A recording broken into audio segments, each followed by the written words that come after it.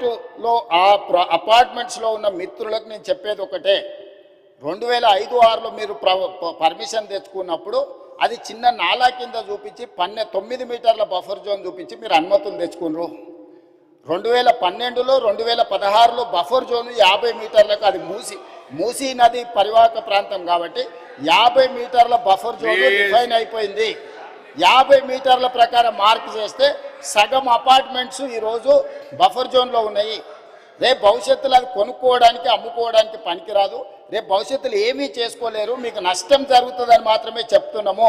వాళ్ళకి ఇష్టమైతే ఆ ల్యాండ్ ప్రభుత్వ అభివృద్ధిలో భాగస్వామి ఇప్పుడు చేస్తే వాళ్ళకు నష్టపరిహారం ఇచ్చి ప్రత్యామ్నాయం చూపించడానికి మాకు అభ్యంతరం లేదు అధ్యక్ష. ఎవరిని నిరాశ్రయులను చేస్తలేము అధ్యక్ష. అధ్యక్ష నా సూచన ఒక్కటే అధ్యక్ష, నా సూచన ఒక్కటే,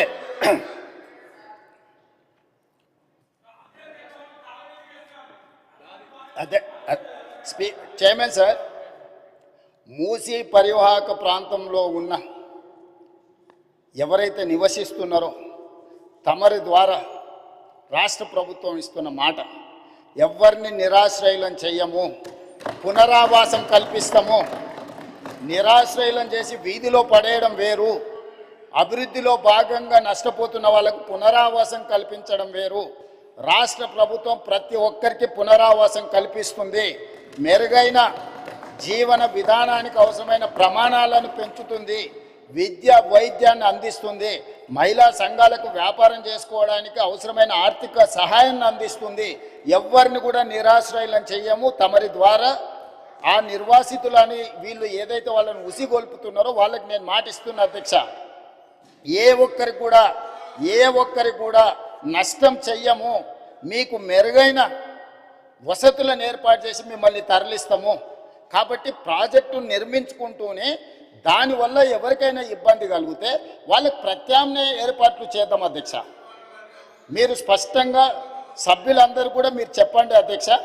నేను మీ ద్వారా మూసీ పరివాహక ప్రాంతంలో నివసిస్తున్న పేదలకు నేను అష్యూర్ చేస్తున్నా, నేను అసెర్టైన్ చేస్తున్నా, ఎవరు రాజకీయ ప్రయోజనాల కోసం మిమ్మల్ని ఉసిగొల్పాలన్నా మీ భావోద్వేగాలను స్వార్థ ప్రయోజనాలకు వాడుకోవాలనుకుంటే వాళ్ళ ఉచ్చులో పడకండి.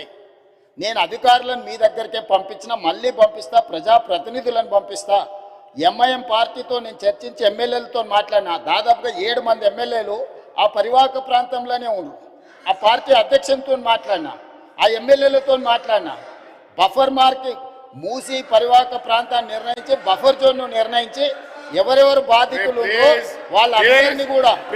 వాళ్ళందరినీ కూడా ఏ రకంగా వాళ్ళకు సహాయం అందించాలో ఆ సహాయాన్ని అందించే బాధ్యత ఈరోజు ప్రభుత్వం తీసుకుంటుంది. కాబట్టి దయచేసి అపోహలు సృష్టించకండి, అనవసరమైన రాద్ధాంతం చెయ్యకండి. హైదరాబాదు నగరాన్ని అభివృద్ధి చేసుకుందాం. సభ్యులు ఒక మంచి ప్రశ్న అడిగినారు, అందుకే సుదీర్ఘంగా తమరి ద్వారా నగర ప్రజలకు రాష్ట్ర ప్రజలకు వివరించే అవకాశం కల్పించినందుకు తమరికి ధన్యవాదాలు తెలియజేస్తున్నా అధ్యక్ష. శ్రీధర్ బాబు గారు క్వశ్చన్ క్లోజ్ చేయండి.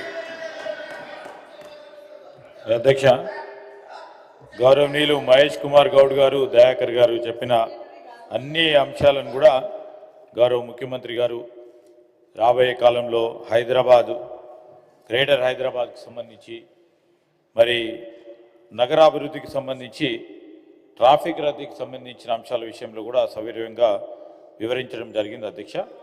ఇంకేదేమైనా గౌరవ సభ్యుల సూచనలు ఉంటే తప్పకుండా పరిగణలోకి తీసుకుంటాం అధ్యక్ష. క్వశ్చన్ నెంబర్ 4725 मिर्जा रिएबल अफंडी बेग साहब सवाल पेश कर रहा हूं. Honourable minister. Sir, Chairman sir, for first question, yes sir, government wants to improve quality of training programs conducted by SETWIN. Yes sir, the state government is committed to transform QQSUDA to develop heritage related infrastructure in old city of Hyderabad.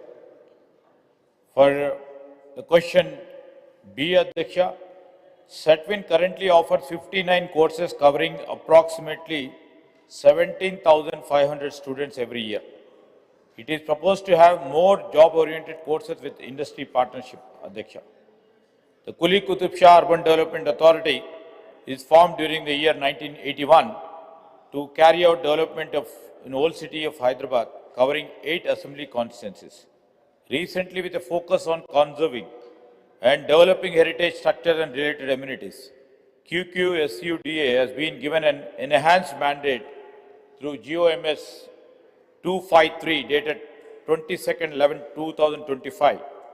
That is to strengthen this authority. Through this order, the government has extended the jurisdiction of the Kuli Qutub Shah Urban Development Authority to the Telangana core area region, Adhyaksha, for development of heritage structures and activities incidental to such development, including heritage fund, initiative development, partnership for conservation and capacity building, Adhyaksha.